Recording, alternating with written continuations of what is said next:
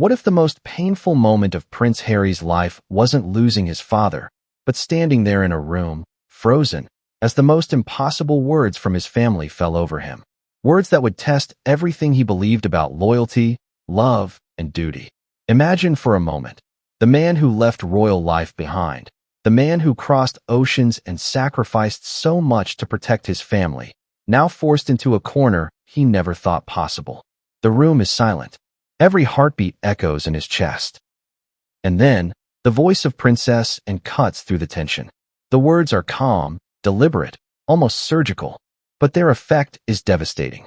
What came next was a moment so raw, so emotionally charged, that even someone as composed as Harry could barely keep his composure. Before we continue, please hit the like button, subscribe to the channel, and turn on the notification bell for updates. You might wonder, why is this happening? Why now? Why does it feel like the world itself is holding its breath in this moment? That's exactly the story we're about to unravel. And before we go any further, I need to warn you, nothing about this story is ordinary. Every detail, every glance, every carefully chosen word carries weight. The royal family is known for protocol, for ceremony, for maintaining the perfect public image. But what happens when those images collide with private truth? What happens when the unspoken, the forbidden, the unspeakable, finally surfaces in a room where silence was supposed to be golden? That's what we're diving into. From the outside, it might look like a family dispute, a disagreement, a protocol issue, a minor scandal that will make headlines and then fade. But this is far more than that. This is about a legacy being forced to confront itself, about a son caught between devotion and desire, between personal loyalty and a promise made long before anyone could predict this moment. Princess Anne, known for her steely demeanor and relentless commitment to duty, steps forward not as a mediator, not as a comforter, but as the bearer of the king's final instructions. And in that instant, the entire emotional landscape shifts. Harry's eyes widen, his jaw tightens, his heart races. And in the quiet that follows, the weight of those instructions begins to sink in, hitting him with a force that feels almost physical. You might be asking yourself, what could possibly be so significant that it would leave Prince Harry speechless? Well, the answer lies in the complex, often contradictory dynamics of this family. Where tradition clashes with modernity, where love clashes with duty, and where one woman's presence or absence could ignite an emotional storm strong enough to shake the very foundations of what it means to be a prince in the modern world. And yet, we're not talking about any ordinary presence. We're talking about Meghan Markle, Duchess of Sussex. Her relationship with the family has been a source of tension, speculation, and public fascination since the very first moment she arrived on the royal scene. She represents change, modernity, defiance, and in some eyes, disruption. And now, her role, or exclusion, is central to this story. Imagine Harry's perspective for a moment. A man who has spent years navigating the impossible expectations of royalty. A man who has chosen love over legacy, who has attempted to build a life outside the suffocating grip of tradition. And yet, here he is, confronted with a final request from his father, delivered by his aunt, that forces him to consider a choice he never imagined. It's a choice that carries weight far beyond personal feelings. It's a choice that touches on reputation, family loyalty, and the delicate optics of monarchy. Every glance, every pause, every small inflection of voice in that room carries meaning. Every second stretches into what feels like an eternity. And for Harry, the stakes couldn't be higher. Now, let's take a step back for a moment. You might think, this is just palace drama. Why should I care? But here's the thing. This moment is about more than a single family. It's about power. It's about influence. It's about the lines drawn between what is acceptable and what is forbidden, between public duty and private desire. And when those lines blur, when the personal collides with the ceremonial, the consequences are catastrophic, not just for the individuals involved, but for the narrative of an entire institution. Harry's reaction, frozen yet intensely expressive, tells us everything we need to know about the human cost behind the headlines. It tells us that even a prince, even a man raised in privilege and power, is not immune to heartbreak, moral dilemmas, and the crushing weight of expectation. As the story unfolds, you'll see the layers of tension in this room. The subtle cues, a sigh, a shift in posture, the way eyes dart for confirmation or support. The way Harry's mind races to reconcile the love he feels for his wife with the obligation he feels toward his father and the monarchy. The inner battle between right and wrong, duty and love, becomes almost unbearable. And yet, despite the pressure, despite the intense scrutiny, despite the history of public scandal and private conflict, he remains poised, barely. Every micro-expression, every heartbeat, every flicker of doubt is magnified in the silence, in the room that feels as though it's holding its breath.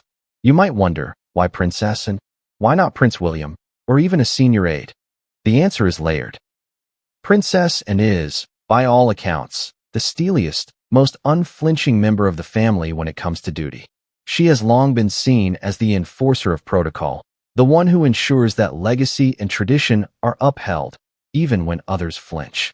Her reputation as uncompromising, fearless, and utterly devoted to the institution means that when she speaks, the weight of history itself seems to rest on her shoulders. And in this moment, when she delivers her message, it's not just words. It's an ultimatum, delivered with precision and without apology. The tension builds further when we consider the context. A funeral is not just a gathering of mourners. It is a ceremony that carries symbolic meaning. Every arrangement, every guest list, every gesture is scrutinized, analyzed, and recorded. Exclusion or inclusion is never random. It speaks volumes about alliances, loyalties, and the intricate choreography of family dynamics. And so when the discussion turns to Meghan, the implications are immediate, piercing, and undeniable. Harry knows that whatever decision is made, it will reverberate far beyond the walls of the palace. It will be dissected, debated, and judged by a global audience that is already obsessed with every move, every glance, every smile, or frown of the royal family. And yet, despite all the history, the scrutiny, the weight of expectation, there's a human story at the center of this moment. A story of grief, love, and moral conflict. Harry's humanity is laid bare, stripped of titles, stripped of privilege, and exposed to a moment that no protocol could prepare him for. Every emotional spike, the sudden constriction of his chest, the flutter of panic in his stomach, the flash of anger, and the pang of betrayal, is felt as sharply as if it were occurring in private, isolated from the public eye. And this is the paradox of royal life. The more public you are, the more intensely private your pain becomes, because you must manage both at the same time, often with no allies to turn to. So where does this leave us?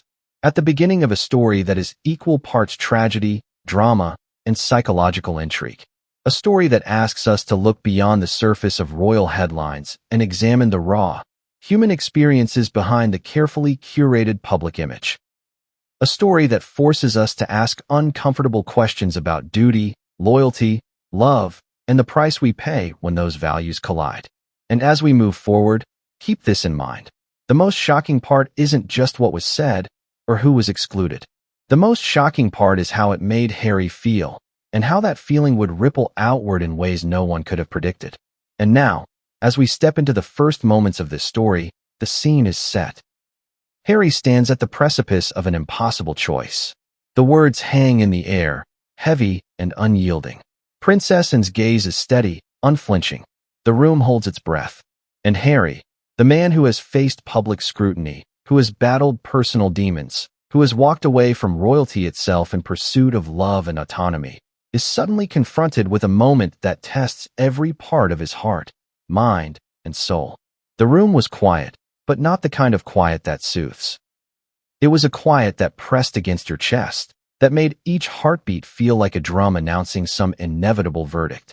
Prince Harry stood there, shoulders squared, hands clenched just slightly, the faint tremor in his fingers betraying a tension he was otherwise trying to mask.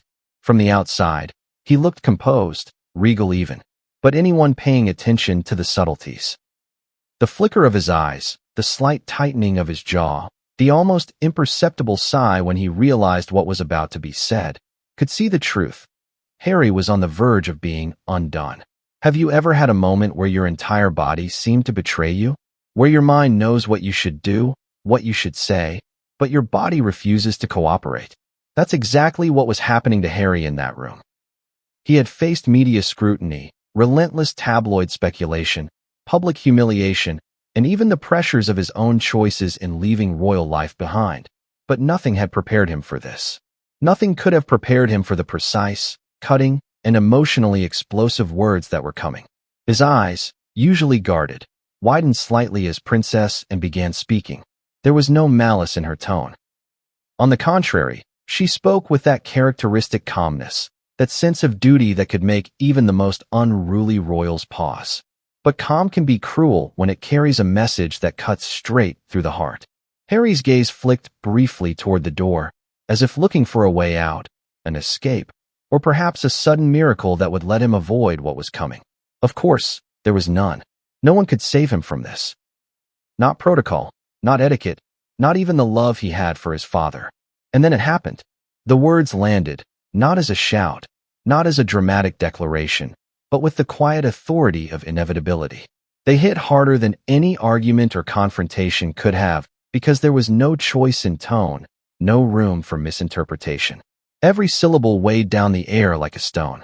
Harry's face gave him away before he even had the chance to respond. A subtle flush crept over his cheeks. His jaw clenched tighter. The fingers of one hand twitched ever so slightly. The signs were small, almost imperceptible, but to anyone watching closely, anyone trained in the language of human emotion, the truth was obvious. Harry was shocked, hurt, and deeply conflicted all at once. Now, you might wonder, why focus so much on facial expressions? Because in that room, in that moment, Harry's face was a window into a storm that words could not contain. He had learned to manage public appearances, to rehearse smiles for cameras, to control every gesture for the sake of image. But this was private. Private, yet lethal. Private, yet intensely observed. In that private moment, every micro-expression told a story more powerful than any headline. There was fear. There was grief. There was anger. And beneath it all, a desperate, human longing to make things right, even when the right choice was impossibly complex. What made it worse was the history embedded in that room. Harry was not just reacting to words. He was reacting to decades of family dynamics, old grudges, subtle slights, and unspoken expectations. Every glance exchanged between the older royals carried a weight of precedent. Every nod or pause signaled alliances and tensions that had been building for generations. And Harry, though resilient, could feel the invisible chains tightening, the weight of legacy pressing down on him like an unrelenting tide. Let's pause for a moment to consider what this looks like from the outside. To an observer, Harry might have seemed merely tense, anxious even. But this tension was more than nervousness. It was the crystallization of internal conflict, the collision of loyalty to his father, love for his wife, and his own sense of identity. The man who had once been the adventurous, sometimes reckless prince was now frozen, caught in the gravitational pull of family expectation versus personal morality. Every heartbeat, every subtle twitch of his lips, every darting glance toward and or the surrounding royals spoke volumes. The room itself seemed to mirror his inner chaos. High ceilings, gilded walls, heavy drapes. The very architecture whispered tradition, permanence, authority. And Harry, in contrast, felt impermanent. Vulnerable. Exposed.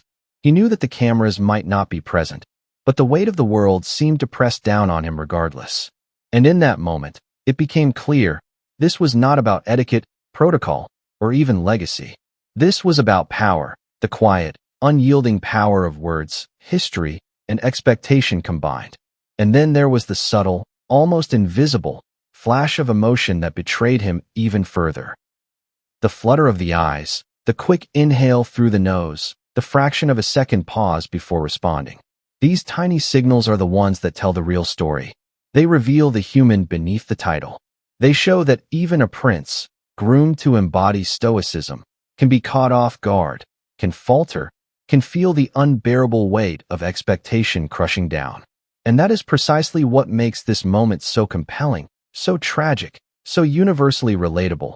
Harry is royal, yes, but he is human. And humans break. Humans waver. Humans face impossible choices. Have you ever been forced to smile through a conversation that made your stomach twist?